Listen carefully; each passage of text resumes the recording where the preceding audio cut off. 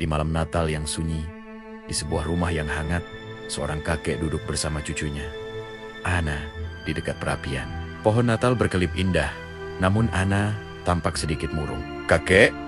tanyanya pelan.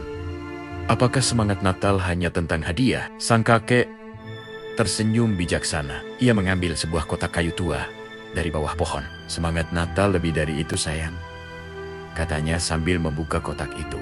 Di dalamnya ada sebatang lilin tua.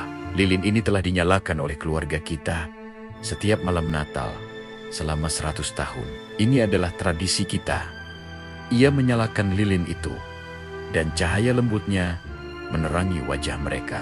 "Lihatlah cahaya ini.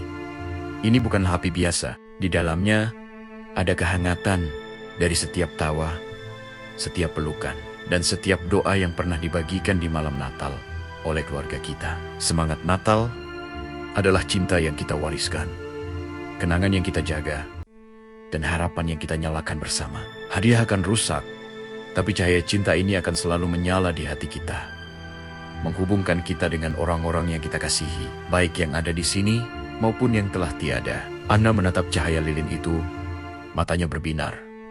Ia akhirnya mengerti. Malam itu, di bawah cahaya lilin warisan, mereka merayakan Natal dengan hati yang penuh syukur dan kebahagiaan sejati.